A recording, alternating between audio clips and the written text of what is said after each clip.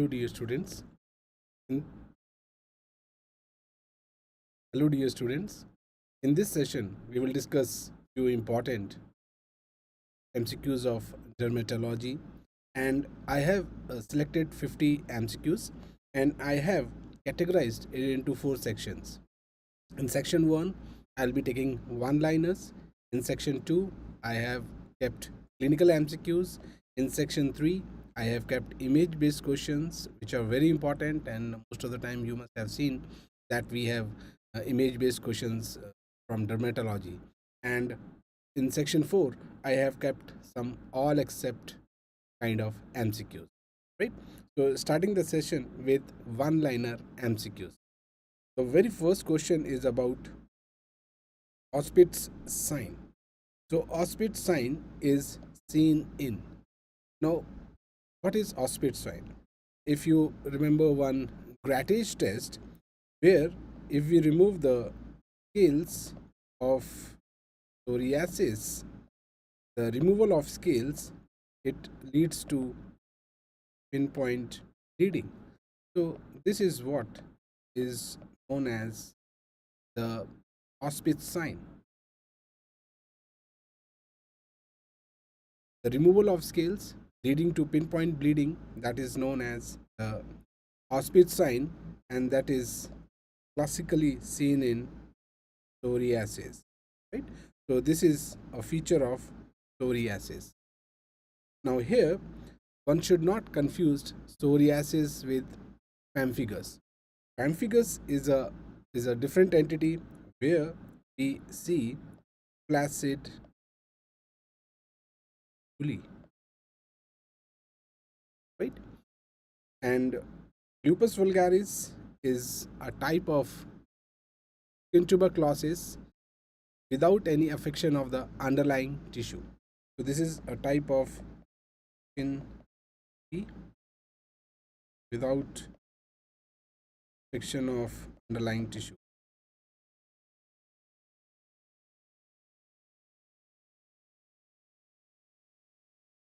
And lichen planus, I think if you all can remember 5 P's, so that we'll discuss later. So in short, this is the Opit sign, which is the removal of scales of psoriasis, and classically you know that the scales in psoriasis are the silvery scales. So this is Opit sign, and in relation to this we can just remember one more term, and that is Grattage test. Because when we use a glass slide to remove the silvery scales, there will be appearance of a bulky membrane, and when that bulky membrane is removed, finally we will notice pinpoint bleeding sites, and this is the classical Opit sign. Please remember it for psoriasis. Okay, then next question, a very important question, is about acantholysis. Now acantholysis is a characteristic feature of. So again, we need to understand what actually is acantholysis. Now what happens in epidermis, cells are closely packed, right? So suppose these are the cells, not like this. These are closely packed, and these are held together by desmosomes. So desmosomes, it is holding the epidermal cells together, and this desmosomes contains one protein that is known as desmoglein. So sometimes what happens, there are antibodies against this desmoglein protein, and as a result of this there is breakdown of desmosome. So once the desmosomes break apart, what will happen? The cells, they will move apart. They will move apart something like this. So this is known as acantholysis. So here the desmosomes have broken, and as a result of this the cells have moved apart. So this is acantholysis. Now this is very characteristic feature of pemphigus. Clear? So this is very characteristic for pemphigus. So acantholysis, in which there is separation of the epidermal cells because of antibodies directed against the desmoglein protein which is present in the desmosome, and desmosome is the structure, is the substance which actually holds the cells together, right?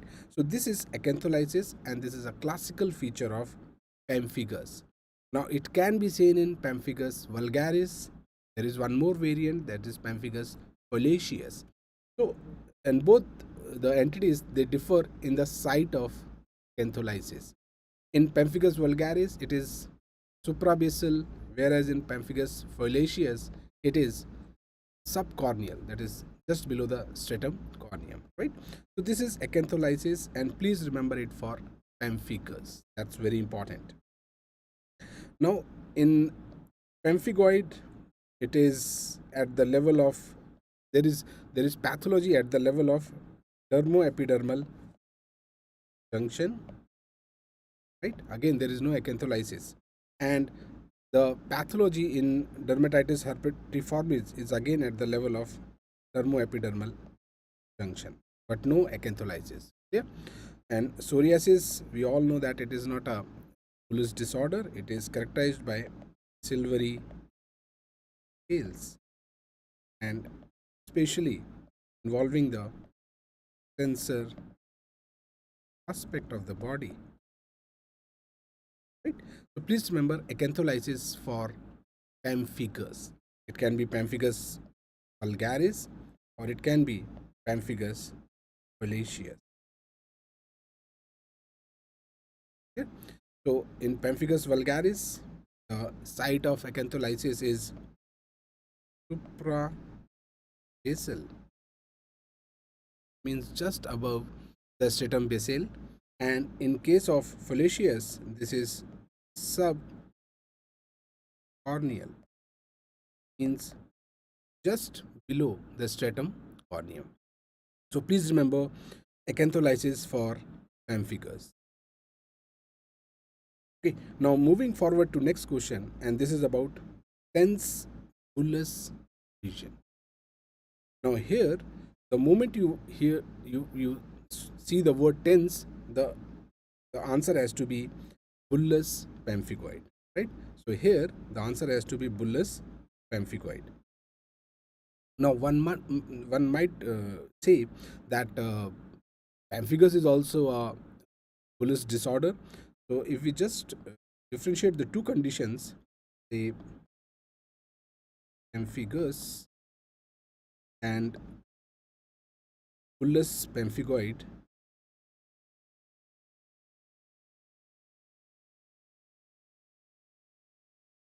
there are few differences which you should remember.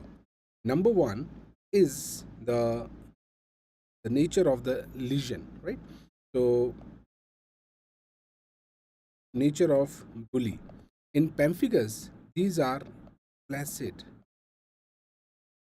Clear? These are flaccid, but in Bullless pemphigoid, these are tense. So you will see the blisters are stretched, they are tense, whereas in pemphigus they will be flaccid. This is one thing.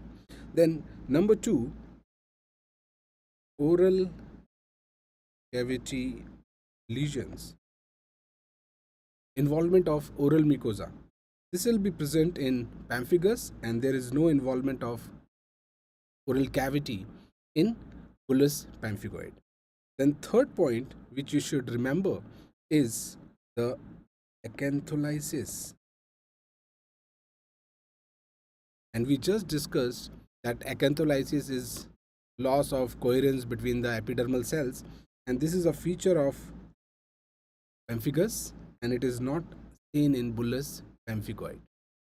Then there is a clinical way of demonstrating acantholysis, and that is the Nikolsky sign, right? So that is the Nikolsky sign. So again, acantholysis is a pathology, and Nikolsky sign is the clinical demonstration of that pathology. So obviously, Nikolsky sign will be positive in pemphigus, but it will be negative in bullous pemphigoid, right? And one more difference, if we talk about the antibodies in pemphigus, it is anti-desmoglein 1 and anti-desmoglein 3, whereas in bullous pemphigoid it is antibodies which are BP, simply bullous pemphigoid. So you can remember like that. So these are the basic differences between pemphigus, right? So between pemphigus and bullous pemphigoid, the terms look somewhat similar sounding, but there is a lot of difference between the two conditions. So please remember these much differences, and these are the usual areas from which the questions are usually framed, right? So tense, the moment you find the word tense or stretched bullous lesions, straight away you can go to mark your answer as bullous pemphigoid. Clear? Please remember this much. Now moving forward to another important segment, that is about the sexually transmitted disease, and here the question is painful ulcers over genitalia are caused by. Now this is very important, painful, because there are many sexually transmitted diseases which presents as painless genital ulcer. So out of the options given, if we see lymphogranuloma venerum, this is painless, right? Then chancroid, this is painful, right? Then primary syphilis, this is also pain ulcer, right? And gonorrhea, we all know that it doesn't present with an ulcer, it is actually the purulent urethral discharge, right? So it is not an ulcer disease, it is presenting as purulent urethral discharge. So the moment you get the word painful, always think of chancroid. Now these conditions like LGV, chancroid, syphilis, these are bacterial. Now there is one more condition which is painful, and that is actually herpes genitalis, but that is caused by virus, herpes simplex virus. So that is also painful. So if we just summarize sexually transmitted diseases, suppose if this is the heading, we have two types. One is genital ulcer disease, okay, and another class is the genital discharge, right? Or I'm sorry, not genital discharge, urethral discharge. Okay? So this is the urethral discharge. Okay? So genital ulcer and urethral discharge.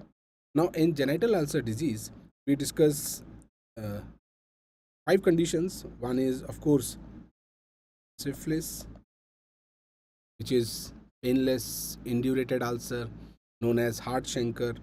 Then there is chancroid, which is multiple painful ulcers. Then there is donovenosis. Again, there is painless ulcer with beefy red appearance, and this bleeds readily on touch. Then there is lymphogranuloma venerum, and now here the patient present to us with the inguinal lymphadenopathy, and the thing is that why we are classifying it in under this genital ulcer disease, because initially there is a painless ulcer, but most of the time that phase is very transient, and most of the time the patient, when realize the condition, he is already into the lymph node enlargement state. So therefore LGV in in clinical description, it will always be discussed in terms of the lymphadenopathy, that is buboes, right? So this is because the ulcer stage is not noticed by the patient, and by the time he notices the inguinal and the femoral lymph node swelling, is like into that lymphadenopathy stage, right? So therefore, LGV should be included in the genital ulcer disease group, because initially it has a painless ulcer stage, right? So that's very important. Now these all four are bacteria. The fifth one is herpes genitalis. Now this is also painful, but this is viral. Herpes simplex virus. So these are the conditions which are discussed under genital ulcer disease. And in urethral discharge disease, we discuss two conditions: is gonorrhea, which is caused by gonococcus, and the second is the non-gonococcal urethritis, which is usually caused by chlamydia, right? So this is the spectrum of sexually transmitted diseases, and only two conditions are painful: chancroid, and the second one is herpes genitalis. Rest of the three, they are painless. Clear? So the algorithm for making a diagnosis out of a question of sexually transmitted disease is, firstly, like if there is any question about genital ulcer disease, firstly make whether it is painless or painful. If it is painful, then your options should be limited to only these two, chancroid and herpes genitalis. Then you should check whether the condition is bacterial or viral. If it is bacterial, go for chancroid. If it is viral, go for herpes genitalis. So this is how you can reach up to your answer, especially if the question is about painful ulcer. And in painless, we have the remaining three: syphilis, gonorrhea, and LGV. Now, in these three, syphilis, I think most of you must be knowing that it presents as a painless ulcer, which is hard. So in which there is induration. So we call it hard chancre. Okay? So this is hard chancre. Gonorrhea, it presents as ulcers which are painless, and there is beefy red appearance. They bleed readily on touch, and there is appearance of pseudo bubo, right? So there is no lymph node enlargement. It is just subcutaneous swellings which looks like enlarged lymph nodes, and therefore we use the word pseudo bubo. And in lymphogranuloma venerum, you will use the word bubos, which are actually enlarged lymph nodes. And in relation to LGV, you should remember one more important keyword, that is groove sign.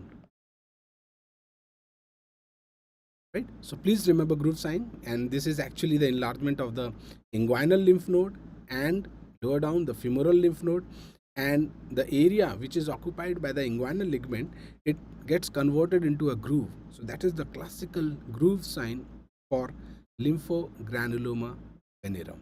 Clear? So this is in short about sexually transmitted disease, and always and always we have a question segment. So please make sure that you get the basic concepts right, and you don't do any sort of mistake in this. So the moment you have the word painful ulcer, think of only two entities, either chancroid or herpes genitalis. And since the herpes genitalis is none of the option here, so we can straight away go to the answer as chancroid. Clear? Now, moving forward to most severe form of scabies. Now here, what happens in one of the forms that is known as Norwegian scabies or crusted scabies, there is lack of itching. So what happens? The mite, it remains within the skin lesions, and therefore the patient is highly infectious because there is no shedding of the mites. Since there is no itching, there is no itching, so there is no shedding of mites, and therefore the lesions are full of mites.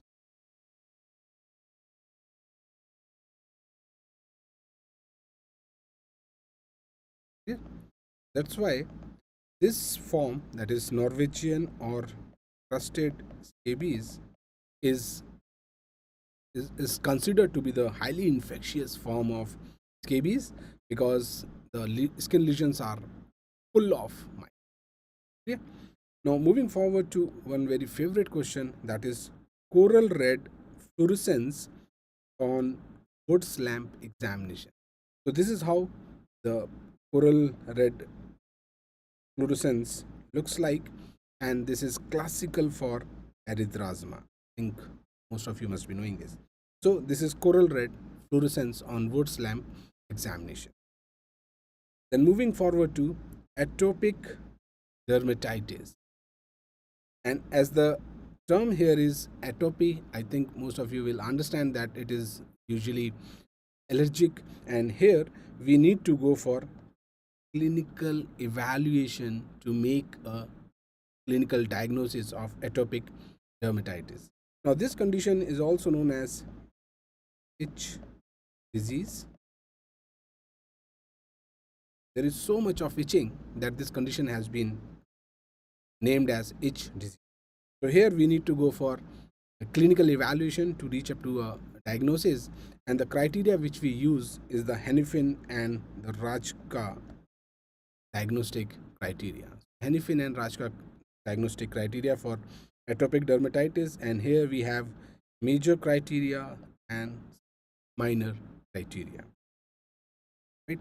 Then moving forward to next question, exclamation mark hairs. So normally what happens, hairs should be something like this. This is normal. But what happens in alopecia areata, hairs are something like this. So this is known as the exclamation mark here. And this is exactly like the exclamation mark, and therefore we have this terminology exclamation mark here. So this kind of hair appearance is seen in alopecia areata. In syphilis, we can see moth-eaten alopecia. Psoriasis, lichen planus, there is no involvement of hairs as such. So exclamation mark here, please remember alopecia areata. Then moving forward to another question, and this is Dobie's itch, which is also known as Jock's itch, and this is classically for Tinea cruris. Right? So in the groin region, this is Tinea cruris, and this is known as Dobie's itch, Jock's itch. And Tinea corporis, it involves trunk. Then capitis is scalp, and Barbie is the beard area. This is Dobie's itch. Then moving forward to Tinea versicolor. Now this Tinea versicolor is also known as Pityriasis versicolor, and this is caused by Malassezia furfur. And here on microscopy you can see spaghetti and meatball appearance. So this is Tinea versicolor. Then Tinea unguum, this is affection of the nail plates. Now cutaneous TB or skin TB, which is secondary to underlying tissue. Now what is this known as? So for skin TB, we can make an algorithm like underlying tissue affection. right? If there is no underlying tissue affection, and it means the skin TV is developing primarily, you will call it lupus vulgaris. Clear? So this is lupus vulgaris. Now sometimes what happens, suppose if there is some TB of a bone or lymph node or a joint, now this infection can involve the skin secondarily, right? So if this is present and if this involves the skin secondarily, you will call it scrofuloderma. So skin involvement secondarily, so you will call it scrofuloderma. This is how you define the two conditions. So if there is any involvement of underlying tissue, it can be say lymph node, can be bone. The infection can involve the skin secondarily, that is scrofuloderma, and if it is developing primarily, the underlying tissue is normal, that is lupus vulgaris. So here the answer would be scrofuloderma, and this is no, you can answer it now nicely, no underlying tissue. Okay? That is how you differentiate lupus vulgaris and scrofuloderma. Okay? So make sure you don't mix up. And in lupus vulgaris, you can remember one more term on which questions are usually framed, and that is apple jelly nodule. Right? So on diascopy, we can see apple jelly nodule. Then moving forward to another question, and this is about lymphogranuloma venereum. Now, what is the cause of this? I think we have we have a basic discussion about this entity. So LGV is caused by chlamydia trachomatis, especially L1, L2. So LGV is caused by chlamydia trachomatis, L1, L2, L3, and there are two stages. This initial stage, which is primarily ulcer, which is painless and transient, very short, usually not noticed. You can write usually not noticed by the patient. And the late stage, actually lymphadenopathy. There is lymph node enlargement. It can be unilateral or bilateral, and this is known as UBO, and classical characteristic Rule sign. Please remember, this is enough for LGV from exam point of view. Now, hemophilus ducrei, I think all of you can answer. This causes chancroid, which is also known as soft chancre. Patient presents with painful ulcers. Treponema pallidum, this is syphilis, initially having a painless ulcer, which is solitary with granulation, with a hard induration, and therefore we call it hard chancre. And if it is not treated timely, the patient will go on to the secondary stage, which is characterized by rashes, particularly on the palms and sole. There might be involvement of mucosa as well. Then latent stage, and finally the tertiary stage. And Trichomonas vaginalis, this is causes trichomoniasis, which is characterized by green frothy discharge. Right? So there is green frothy vaginal discharge, and most importantly, you will see strawberry cervix.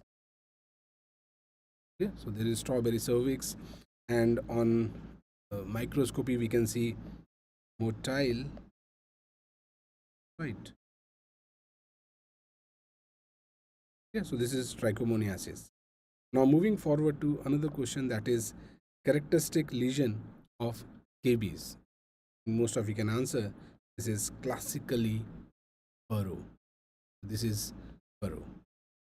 Then moving forward to another question, that is Herald Patch. And Herald Patch is also known as the mother patch. This is one of the initial lesions of pityriasis rosea, and not to be confused with pityriasis versicolor, which is a separate entity caused by Malassezia furfur. So this is pityriasis rosea, and here you can remember a few more important keywords. One is, of course, annular rate of scales, then poetry appearance, because on the back they are uh, they are arranged along the line of the ribs, so it looks like a fir tree. And if you look at the scales, they are cigarette paper.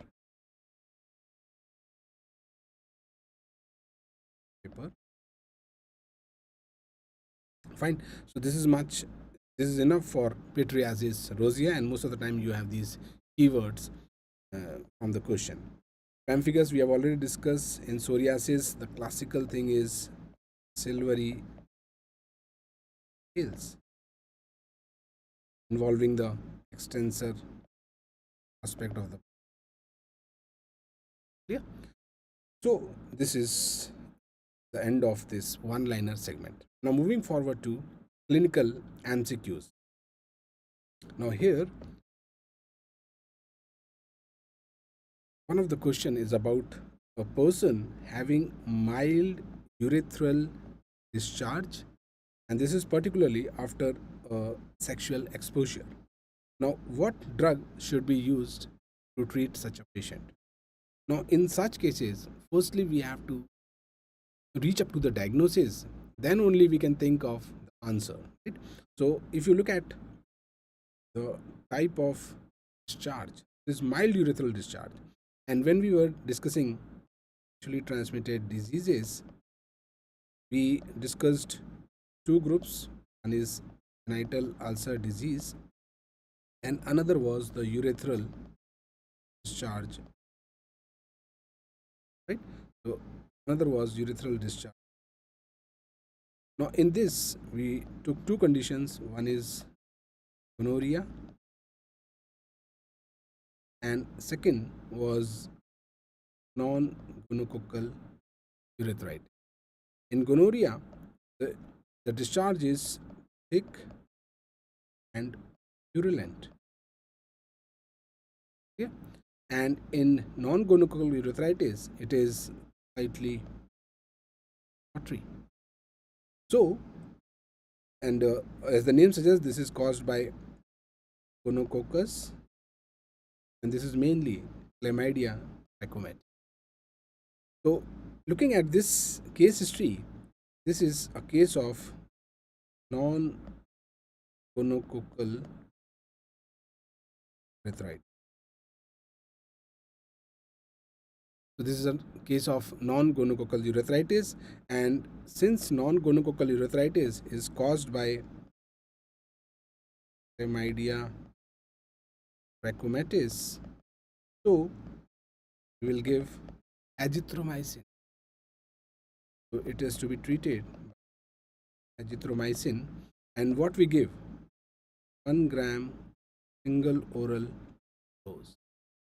So this is the treatment for non-gonococcal urethritis, azithromycin 1 gram single oral dose. This comes out a better answer here, right? So 1 gram stat or 1 gram single. So this is how you need to make a diagnosis first, and then only you can think of the best possible answer. Then moving forward to another question is about a female having oral ulcers and flaccid bully on trunk and extremities, and on immunofluorescence we can see immunoglobulin G deposits in the epidermis, and most importantly there is suprabasal splits with acantholytic. Now see, here we have lot of clues, and I think if you are good with any of the clues given here, you can straight away jump to the answer. So here let's see what are the options given to us. One is oral ulcers. Here. Second is flaccid bully. Then third is involvement of epidermis. And fourth one is, and here there is IgG deposits, and fourth one is suprabasal split. This is suprabasal split. And fifth one and most important is acantholytic cells. See, you have so much of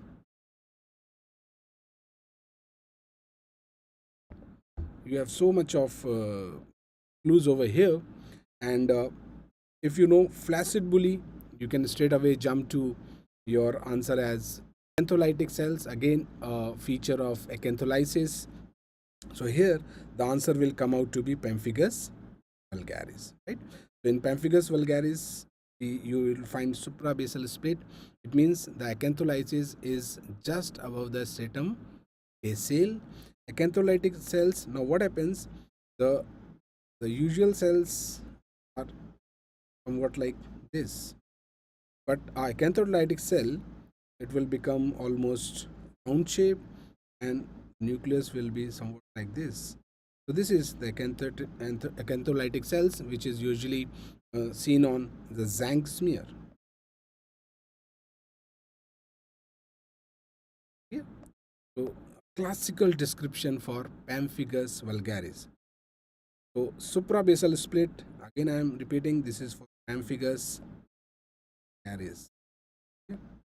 Because if the question states about a subcorneal split, then you should not mark pemphigus vulgaris. In that case, it will be pemphigus foliaceus.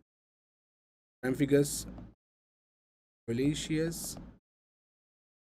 Here we will have subcorneal. Here, so this is subcorneal split that is below the stratum corneum. Fine. So classical description for pemphigus vulgaris. And here in fluorescence we can note one more thing. Here we will see fishnet appearance. Fishnet. So this is very important. So these are the important clues based on which you can make your answer as pemphigus vulgaris. Then moving forward to next question, a young male developed painless ulcer, and that comes around 3 weeks after unprotected act.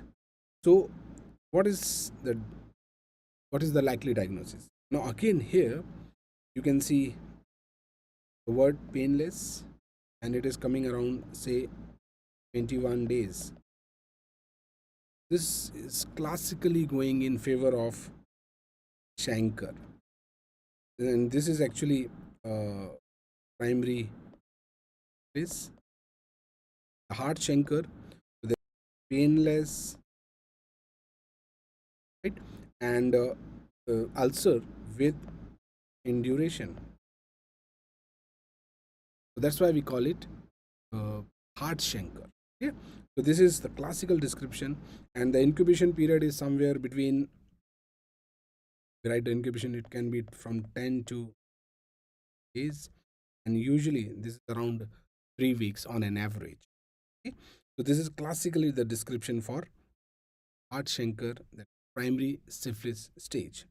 And we know that if it is not treated at this point, primary stage will go into the, it is not treated at this point, primary stage will go into the secondary stage, which is characterized by rashes. So there may be involvement of the mucosal lesions as well. Rash, mucosal lesion, and when we say mucosal lesion, there is one term, that is condyloma lata.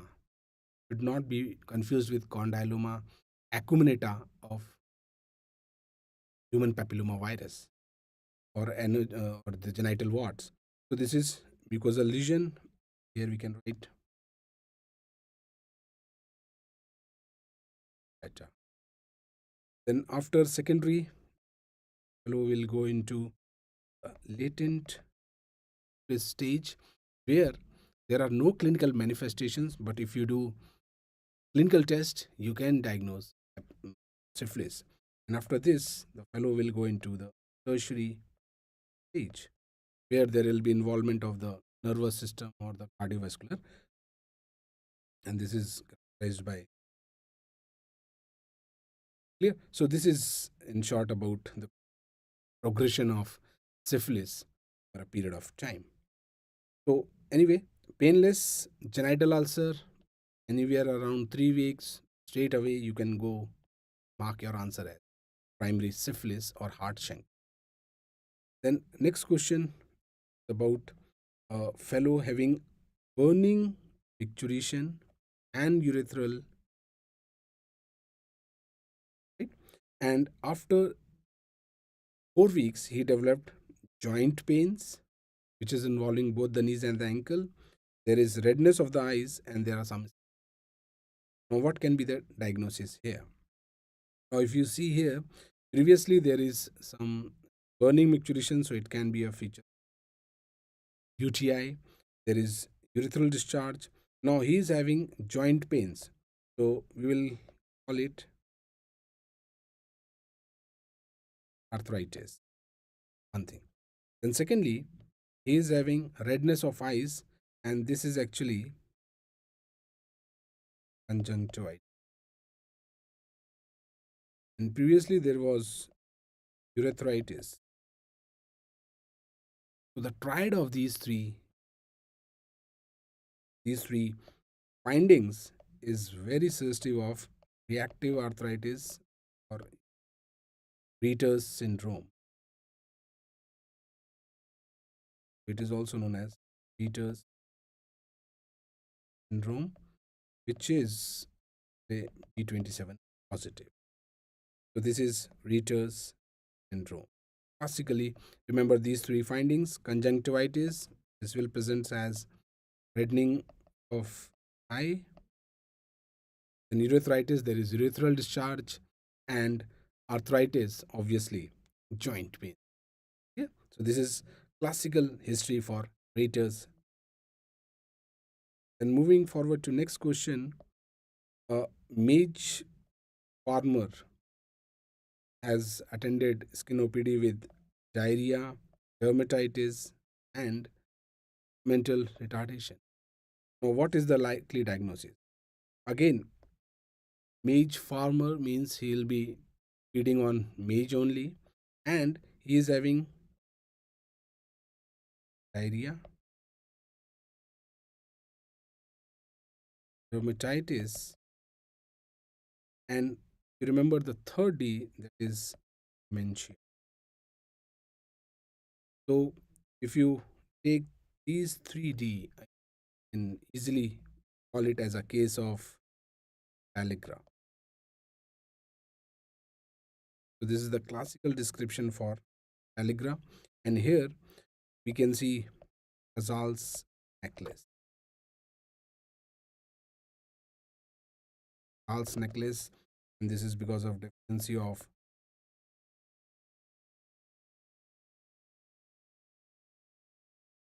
one of the very favorite topics from which the coach framed about niacin deficiency. So 3D, remember 3D, diarrhea, dermatitis.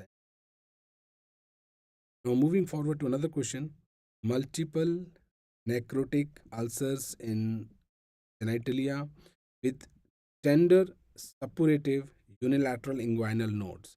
Now, here remember the word tender, and this is painful. The moment you have any description of painful entity in the question stem, always and always think of either chancroid or herpes genitalis, right? So here ulcers are present over the genitalia. There is painful lymph node enlargement. So this is classical presentation of chancroid. Okay? And chancroid is caused by hemophilus. Okay? So this is classical painful genital ulcer, painful lymph node enlargement. Always think of chancroid. And since there is no induration, duration is absent, and therefore we use the word soft chancre. That is how we differentiate it with hard chancre of syphilis, where there is solitary lesion, but that is painless, clear, and with induration. So this is how we differentiate the two conditions. And if I here, so suppose on one side we write, other side we can write primary syphilis. Now, one important thing which you need to remember is pain. When chancroid pain is present, is pain absent. Another is induration. It is absent in chancroid, it is present in syphilis. And then we can take one more, like number of lesions. Syphilis, it is single, and here, right? So this is how you can differentiate chancroid from syphilis. And the classical word is painless in syphilis, in primary syphilis, and painful in chancroid. And no, this painful genital ulcers is also found in herpes simplex. And here, what happens? So herpes simplex has a very classical presentation. Like you will have a erythematous base. Is a erythematous base, and on which you will find grouped. The lesions will be in group over a reddened area, that is erythematous area. And since the penis is a high friction area, so most of these vesicles they rupture and they form a large ulcer. Okay? So anyway, the classical presentation is erythematous based and grouped vesicle, and again this is also painful painful ulcers. Right? So this is how you can just summarize genital ulcer. The next question: multiple erythematous annular lesions with peripheral collarate of scales on the trunk seen in which condition? So I think most of these keywords I've already told you when we were discussing pityriasis rosea.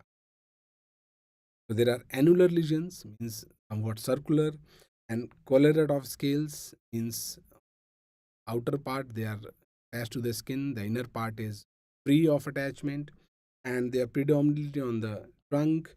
And the classically the scales are cigarette paper scales,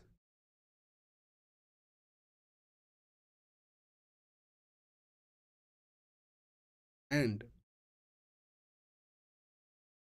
tree appearance. Very important. Yeah. So this much you can remember for pityriasis rosea. And again, I am telling should not be confused with pityriasis versicolor, which is caused by malassezia.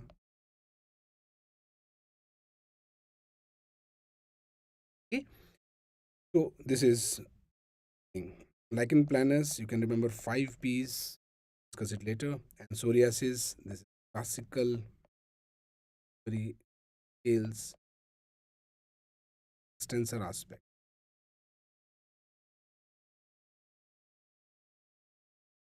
Okay. Now, next question. Bogie swelling on head from which the hairs are easily pluckable. Now, what is this? Now, this is a classical description of Irion, and this is finding of tinea, right? So there is a bogie swelling, and from which we can easily pluck the hairs. The hairs are usually mated together, and this is description of Kirion, which is related to tinea itis. And moving forward, a male presented with ruritic, flat-topped, polygonal, violaceous papules with flexural. Now, what is the likely diagnosis? Now, if we just write the points given in the question stem, ruritic, then flat-topped, it can be written as plain top, then polygonal, then violaceous, it can be written as purple, and papules. So if you see here, these are 5P, and these 5Ps, they define lichen. Clear? So these are the 5Ps of lichen planus.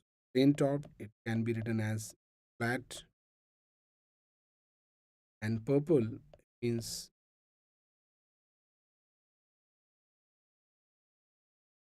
So this is how you can remember the 5Ps lichen planus. Ruritic means itchy, plain topped, polygonal, purple, and now there is one more term which is associated with lichen planus, and that is Wickham's.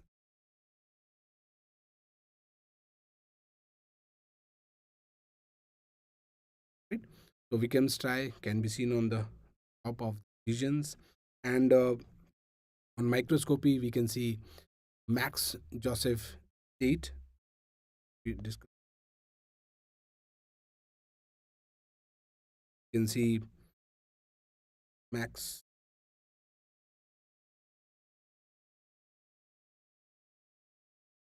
There is basal layer degeneration.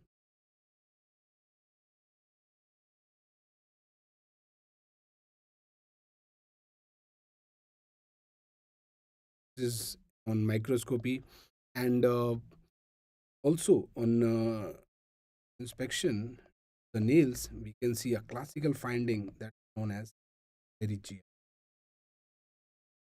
So you must have read about pterygium in skin in ophthalmology, but there is pterygium of nails also, and this is associated with lichen planus. Okay.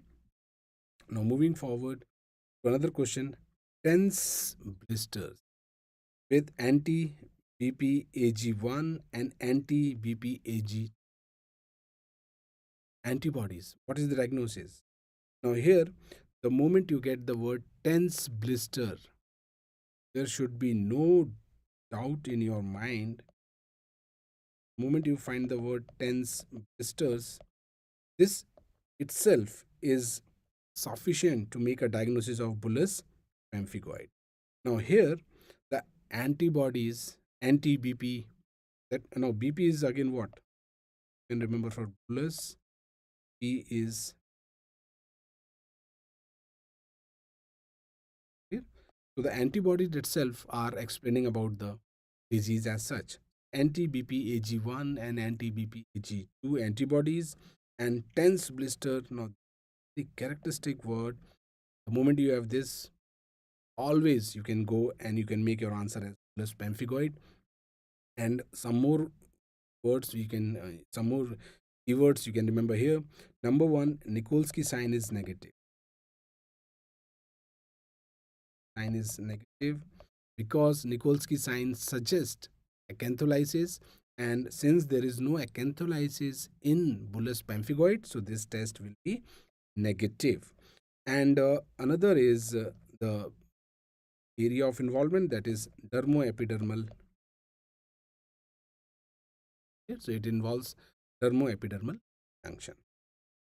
As compared to pemphigus vulgaris, this is involving suprabasal cantholysis. There is so this is how you should remember two conditions which presents as bullous lesion. One is bullous pemphigoid and another is pemphigus vulgaris. Yeah. So the moment you find this word tense blister, straight away you can jump to the answer as well. Then next question, a child has history of asthma and has now developed itching and rashes in axilla, groin, popliteal region. So again, this is somewhat, if you can remember, atopy, and this is, you know, itching is like in ruritic condition. So the classical description is of atopic dermatitis. There is so much of itching. This condition is also known as itch. The moment you find any mention of any allergic affection, straight away you can go for atopic dermatitis. Right? So there is asthma and there is itching involving the popliteal region, axilla in a child. This is atopic dermatitis. Then moving forward to one more question where the lady has a family history of asthma and now she is having itching in the cubital fossa and popliteal fossa. So again, atopy. So straight away you can mark your answer as atopic dermatitis. Yeah. So the moment you have any history of allergic condition in the family, go towards atopic dermatitis. Then next question, patient has erythematous silvery scales. And erythematous means reddened, right? So silvery scales and plaque over trunk and extremities for last 10 years. Then lesions are occasionally itchy. There is history of remission and relapse with exacerbation during winters, most likely diagnosis.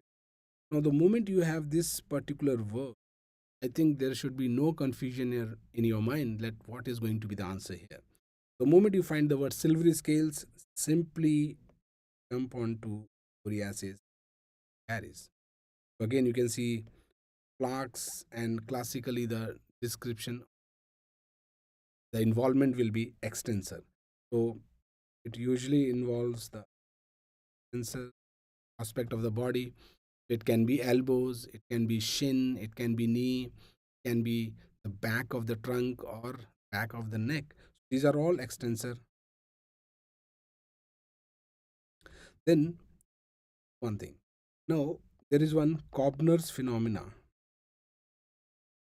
Cobner's, or what you call isomorphic phenomena. Now this is not specific to psoriasis. So what happens when on a normal skin, if there is any injury or if there is any trauma, after 2 weeks there will be development of psoriatic lesion. So uninvolved skin trauma followed by psoriatic lesion. This is known as Cobner's phenomena, isomorphic phenomena. But again, this is not specific because it can be seen in vitiligo also. Non. Then there is one Opit sign which we have already discussed previously, where if you try to remove these silvery scales, you will find pinpoint. That is Opit sign. Then in nails, you will see oil drop prints. Then there is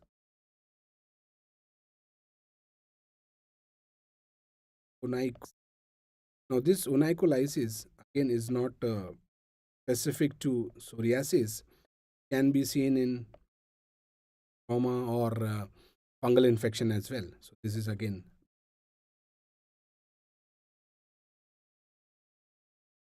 and in microscopy,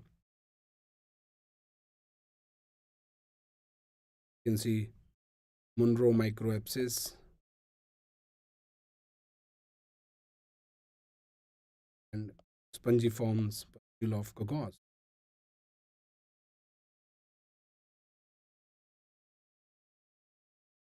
These are some keywords which you should remember for. And yes, treatment wise, you can go for therapy. This is summary of psoriasis, which is important from exam point. So most of the time, the questions are framed from matter on. Then next question: a lady has vesicular lesion in the buccal mucosa and flaccid blisters on the skin. Think classical description. So oral lesions, flaccid blisters,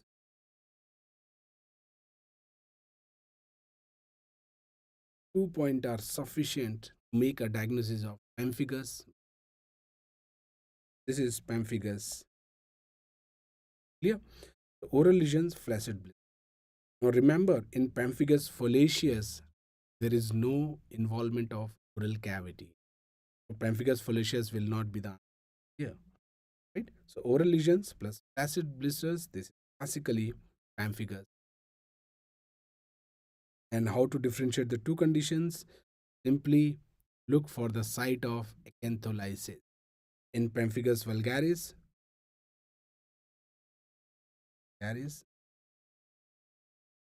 so you need to check site of acantholysis.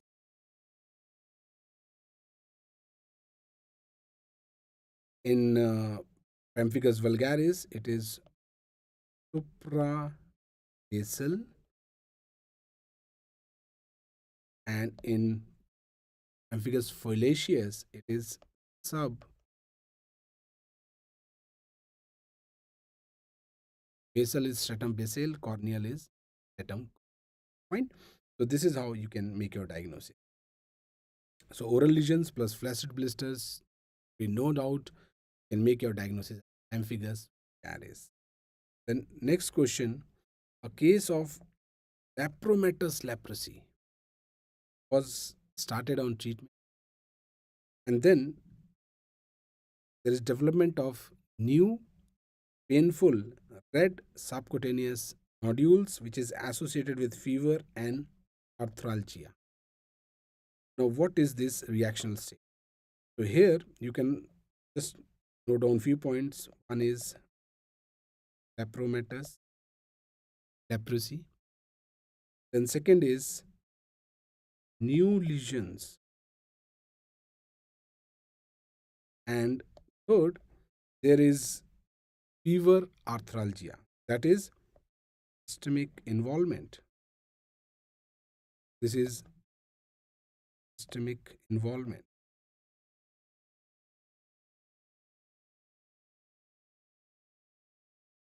Clear?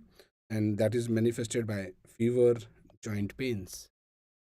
Now if you take these 3 points, it is more suggestive of type 2 lepra reaction. This is type 2 lepra reaction, which is also known as, from red, you can take the word erythema, nodules, nodosum, and so this is just for you to remember that type 2 is also known as erythema, nodosum, leprosum. So here, what is important thing? Type of leprosy, Lepromatous leprosy. The lesions are new, and of course they are painful red subcutaneous nodules, and there is systemic as well. So this all goes in favor of type 2 lepra reaction, which is also known as erythema nodosum leprosum. Now, this is type 3 hypersensitivity reaction. So this is type 3 hypersensitivity reaction, which is, most of you must be knowing that there is deposition of the circulating immune complexes tissues resulting in this presentation. And treatment, what do you need to give? Of course, of choice is steroids if the lesion is initial, and if it is recurrent you need to add something to the steroids. Either you can give steroids plus thalidomide, or you can give steroid plus. So this is in short about erythema nodosum leprosum, which is type 2 lepra reaction. Now just few words about this is type just few words about type 1 lepra reaction, which occurs during the course of treatment or within 3 years of treatment. And this is especially seen in borderline varieties. Type 1 lepra reaction is mostly seen in borderline leprosy varieties. There are no new lesions, only the existing lesions they undergo change. So there is no new lesions, and there is no systemic involvement. There is no systemic involvement, there will not be any fever, there will not be any joint pain or any other structure involvement. And this is type 4 hypersensitivity action. And this is managed by steroids. Yeah. So this is in short about type 2 lepra reaction. Type This is the difference between the type 1 and the type 2 lepra.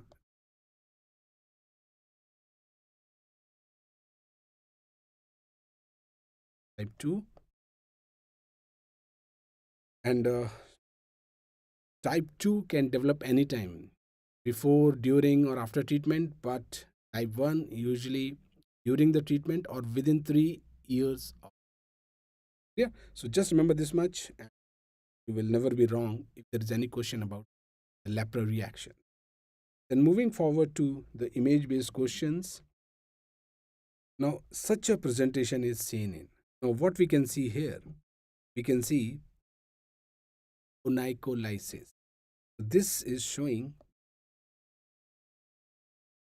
much part is nail lifted away from the nail bed. So this is known as onycholysis.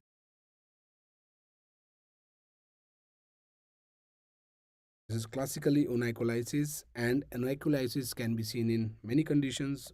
Of course, one is psoriasis, second is coma, third is fungal infection. This is not specific to any one condition, can be seen in many. And yes, out of the options given, we can classically mark the answer as psoriasis for this particular question, right? And in lichen planus, please remember the classical word. You'll also see pitting, but please remember the unique word pterygium for lichen planus. Next question, what we can see here. Now here we can see nail is depressed in the center area. So this is known as spoon-shaped nail or coelonicia. This is coelonicia, and this is a classical association with iron deficiency anemia. So this is classically seen with iron deficiency anemia, and there is one syndrome related to this, and that is Plummer Vinson.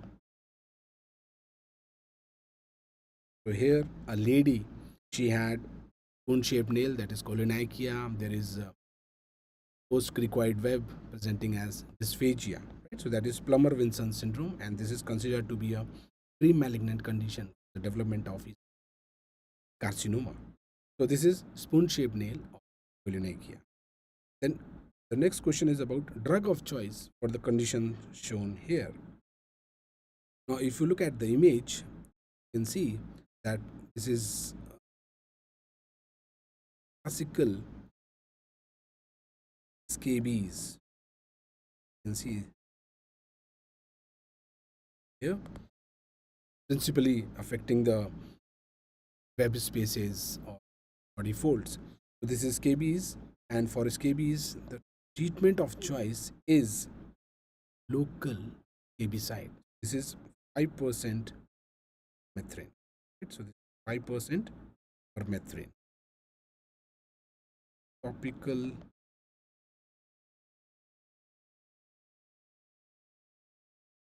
Remember, ivermectin is an oral drug.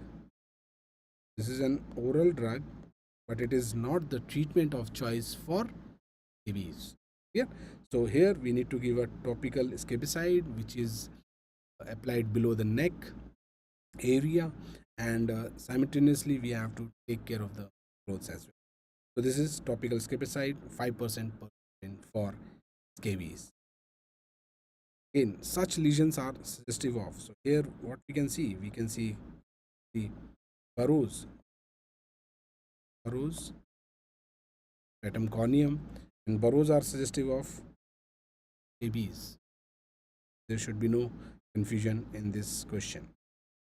The next question, a patient presented with pitting of nail. There is hyperkeratosis, but more importantly, there is oil drop changes. So the moment you find the word oil drop changes, go for psoriasis. So what else you will find in psoriasis? So there are a few points which you should remember. One is, of course, nycolysis, and the second one is, so in this particular image you can easily see this all area is onycholysis.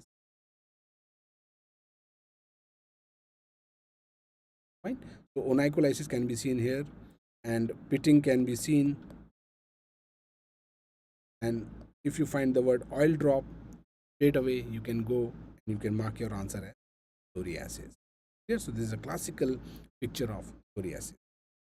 The next question, patient presented with blisters and his histology is shown below. Now, whenever we take the figures, another is Bullless emphigoid, third is Dermatitis herpetiformis. These are the three conditions which are usually discussed under the blistering or the vesicobullous conditions of the skin. Now, the basic difference between the conditions is in terms of acantholysis. So here we'll see acantholysis. It is present here, absent, it is absent. So acantholysis is present only in pemphigus. And in cases of pemphigus, the involvement is in the epidermis, right? So we always we write it as intraepidermal. Okay? So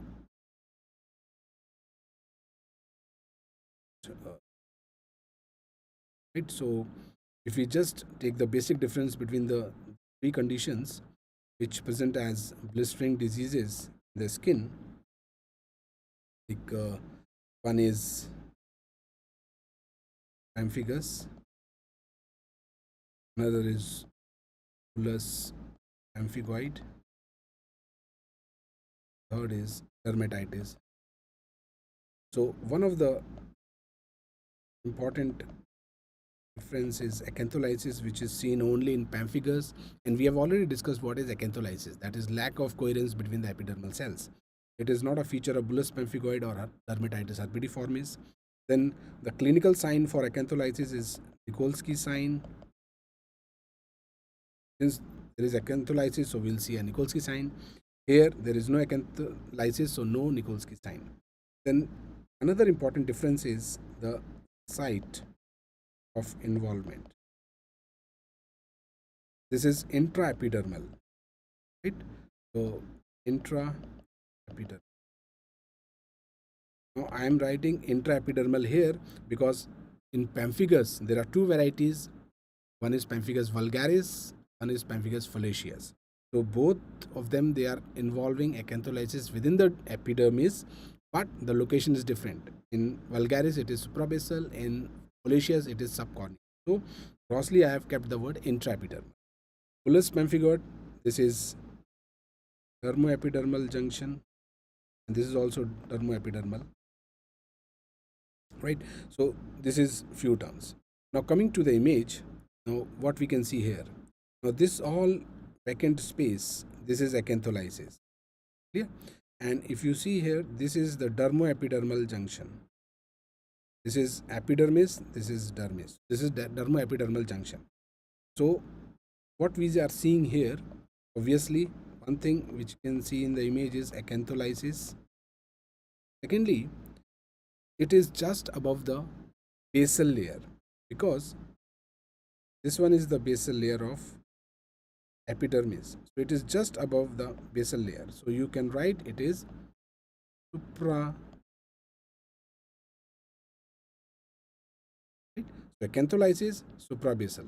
The moment you have these two words, you can straight away go to your answer as pemphigus vulgaris, right? Because it is just above stratum basal. So this is pemphigus vulgaris. Now here you should remember one more thing, because the basal layer, they remain attached to the basal, the cells, they remain attached to the basal layer, just like a tombstone in a grave. So that is known as row of tombstone appearance. Okay, so this is one more word which you remember for pemphigus vulgaris, row of tombstone appearance. Yeah, so this is very important here. So blister, especially involving the epidermis, suprabasal, you will go for pemphigus vulgaris. But suppose if the blister was somewhere here below the stratum corneum, then your answer would have been pemphigus foliaceus. Please, first thing is look for acantholysis, and the second thing is look for the site of acantholysis. Whether it is in the upper part of epidermis, then you should answer it as pemphigus foliaceus. Whether it is in the lower part of epidermis, then your answer would automatically come out to be pemphigus vulgaris. And the involvement of bullous pemphigoid and dermatitis herpetiformis is always in this region, that is dermoepidermal region. So this is the region which is involved in bullous pemphigoid and dermatitis herpetiformis. And few more words about dermatitis herpetiformis. The treatment of choice here is Dapsone, right? So the patient usually presents with very itchy lesions, and we give Dapsone. And if it is a case of dermatitis herpetiformis, the response to treatment is so brilliant that we can say with confirmation that okay, this condition was dermatitis herpetiformis. So sometimes by using Dapsone, we can make a therapeutic diagnosis, right? So if we are not sure about the clinical diagnosis, we will give Dapsone, and if the patient responds well, we can say yes, this case was dermatitis herpetiformis. Such is the usefulness of Dapsone in dermatitis herpetiformis. Now here in dermatitis herpetiformis, now we are getting this word herpetiformis, right? This is dermatitis herpetiformis. So here we are getting the word herpes. Now don't confuse it with herpes virus. It has nothing to do with herpes virus, right? So this word is actually misnomer kind of thing here. This is dermatitis herpetiformis. And yes, if you associate one GIT condition, you can think of celiac disease, that is gluten sensitive enteropathy. Gluten sensitive enteropathy, right? So patient will present with diarrhea whenever he will consume any food stuff which contains gluten, like wheat or other things, right? So this is dermatitis herpetiformis, and this is how you should have a table to differentiate the three conditions which presents as vesicles or blisters in the body. Then moving forward to another condition where the patient is having violaceous, pruritic, there is pterygium of nail. So I think the moment you see all these words, violaceous is purple, pruritic is itchy. So again you can see 3 of the 5 P's here. So purple, pruritic, then papule is already given in the stem. We can add 2 more, plain topped and polygonal. The moment you have these 5 P's, I think there should be no confusion in your mind to make it a case of lichen planus. So the answer here would be lichen planus, right? And additionally, there has been mention of pterygium of nail, again a very unique feature limited to lichen planus. And here I would like to show you one more thing, that look at the aspect of the body where the lesions are present. So these are present on the flexor aspect. Yeah. So the lesions are present on the flexor aspect of the body, in contrast to psoriasis where the lesions are present on the extensor aspect. So it is involving the flexor aspect of the body. So 5 P's straight away go to lichen planus. I think there should be no confusion in this type of question. Then an obese lady presented with the complaints of dark patches over the neck. Now what is this? So if you see here, you can see these dark patches in the neck folds. Now what is this? I think most of you can answer that yes, this is acanthosis nigricans. Okay, so this is acanthosis nigricans, and this is associated with the obesity. Most commonly it is associated with obesity. And if we talk about endocrinal disorders, this is diabetes mellitus type 2, and very rarely it can be an indicator of internal malignancies like gastric adenocarcinoma, right? So but commonly it is associated with obesity and diabetes mellitus 2, and therefore it is a component of metabolic syndrome, where we can see dark skin in body folds. It can be in the neck or it can be in the axilla as well. This is acanthosis nigricans. Then next question is about management condition which is shown in the image, and here we can see a classical case of Norwegian or crusted scabies.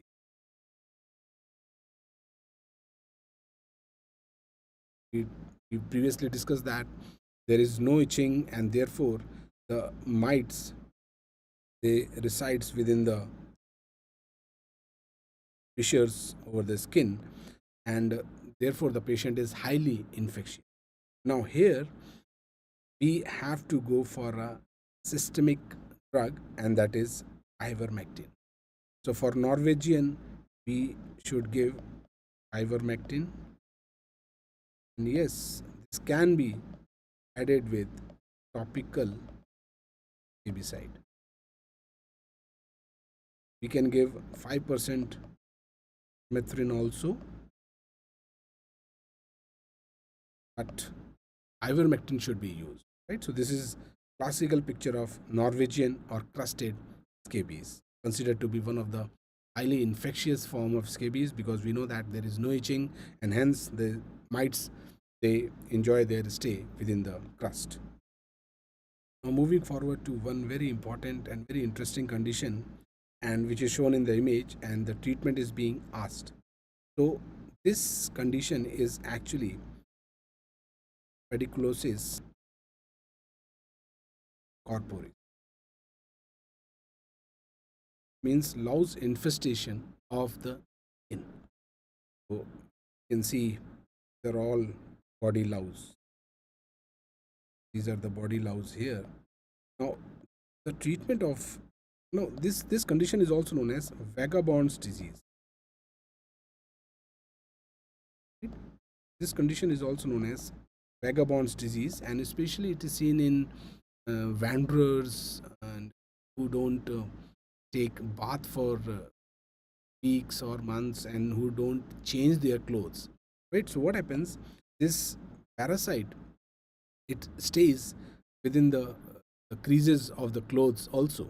So the treatment is primarily aimed at treating the clothes rather than the patient.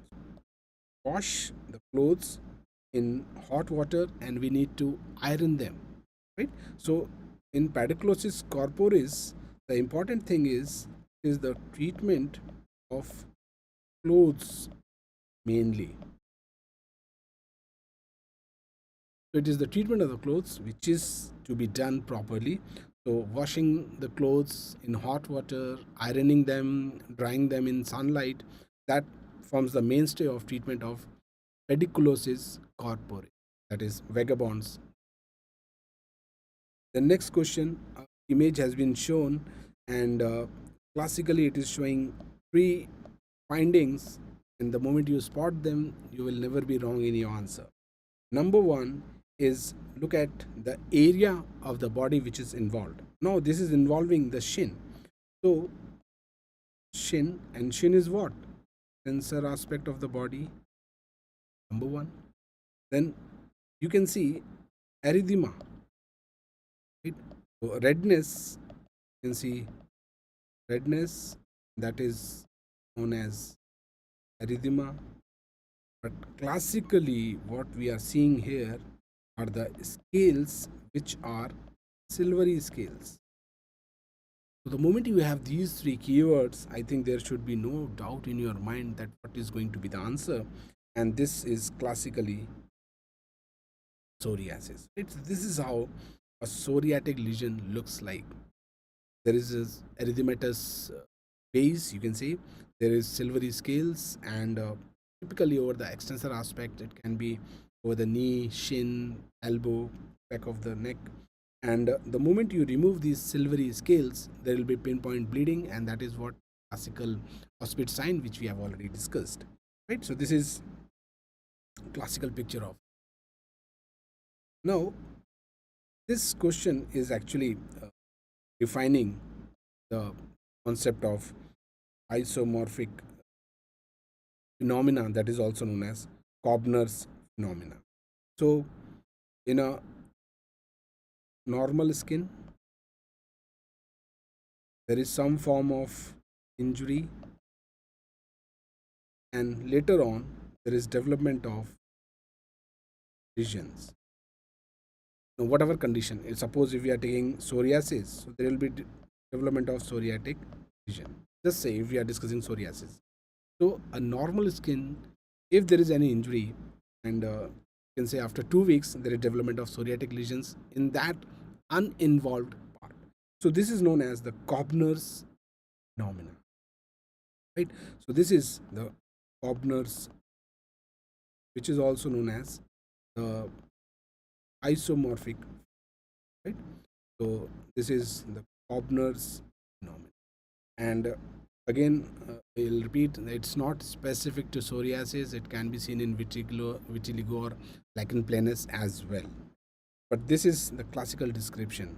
Now sometimes what happens in psoriasis, we can observe, although very rare, we can observe a reverse Cobner's phenomena,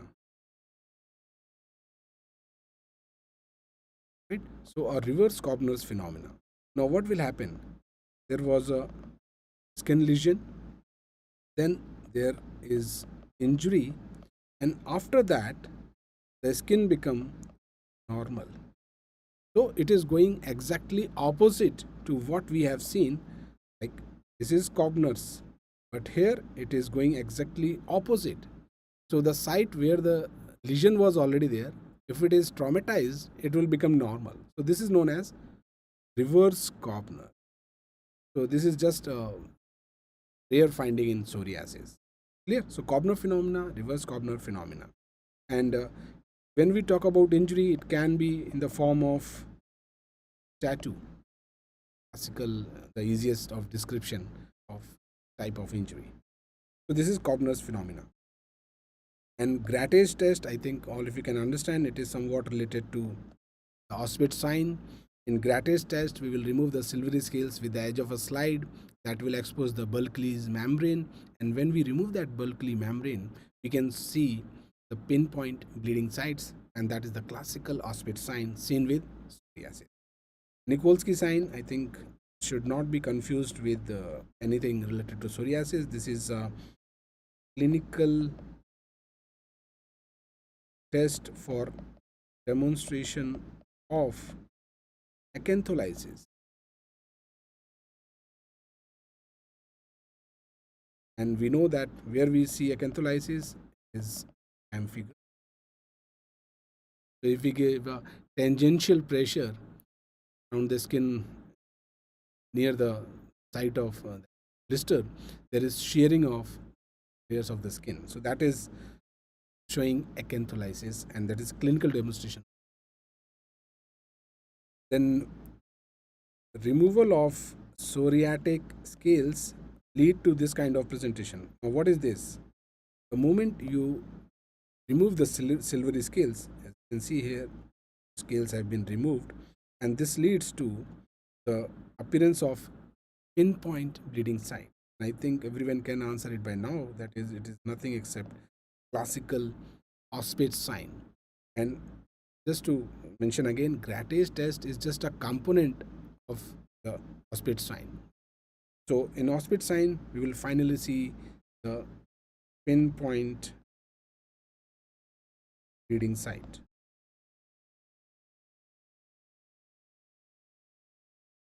And yes, you can see the classical silvery scales. There is redness also, typical of psoriasis. This is Opit sign. Now, management of such a condition. Now here what we can see the blisters. Yes, we can see the blisters, and look at the appearance of the blisters. These blisters are flaccid, right? And we can also see some rupture of the blisters as well. So this is classically pemphigus, and it should be managed with steroids. Pemphigus should be managed with steroids.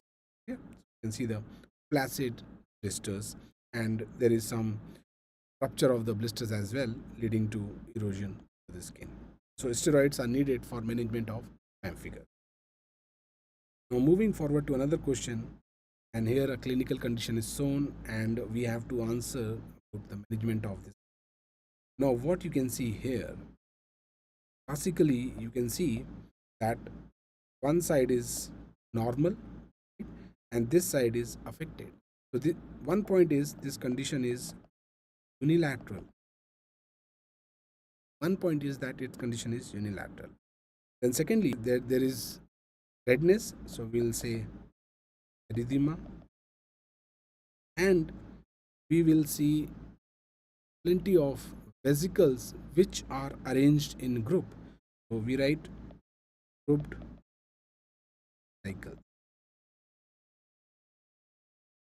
So erythema, grouped vesicles, and especially on one side, and if you see, it is located to one particular area. So this is along a particular dermatome. So this kind of presentation is classically suggestive of herpes, herpes zoster, shingles. Yes, this condition is very painful as well. So this is the classical description. You will see the condition only affecting one side of the trunk along one particular dermatome. You will have redness, and over top of that you will have grouped vesicles. And moreover, erythema, grouped vesicles, that itself reflects that this condition is a viral condition that is caused by herpes simplex, and for that we should give well acyclovir, that is antiviral, antiherpetic drug, right? So here condition is herpes zoster. Now moving forward to some all except MCQ. Now Cobner's phenomena is seen in all of the following except. Again, I think all of you can recall what actually Cobner's phenomena is. There is a normal skin, there is any injury for that area, finally there will be lesions of disease, whatever condition it is.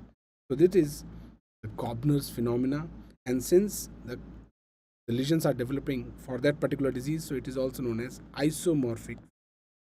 Iso is same, morphic means appearance, so this is also known as isomorphic phenomena, and it can be seen in psoriasis, it can be seen in vitiligo, it can be seen in lichen planus, but there is no mention in herpes simplex. Herpes simplex is going to be the answer here.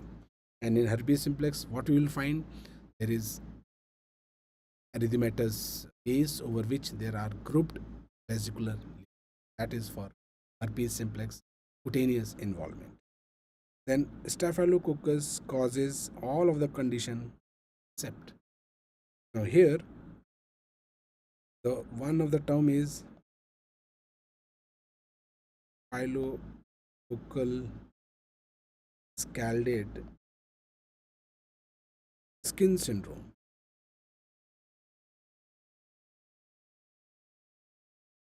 And here one of the word itself is staphylococcal, so it means it is caused by staphylococcus. Psychosis Barbie is caused by staphylococcus. Toxic shock syndrome is also caused by staphylococcus, and here the answer is rheumatic fever, because we know that rheumatic fever is caused by group A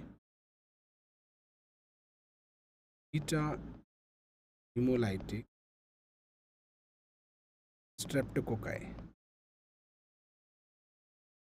Clear? So this is group A beta hemolytic streptococci, and if I write it more specifically, this is focus.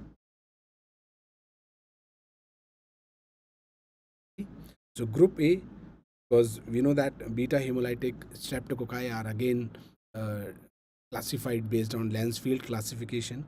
So group A, group B, like cause complete hemolysis, there will be a clear zone.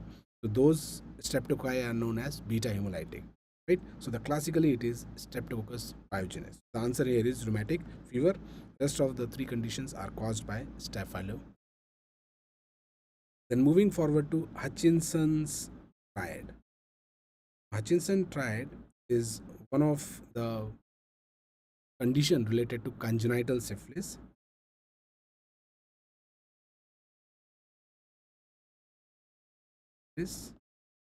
And here the triad includes notched incisor teeth, which is known as Hutchinson teeth. Then there is eighth nerve deafness, and there is interstitial keratitis. So CVS anomalies is not a component of Hutchinson triad, which is related to congenital syphilis.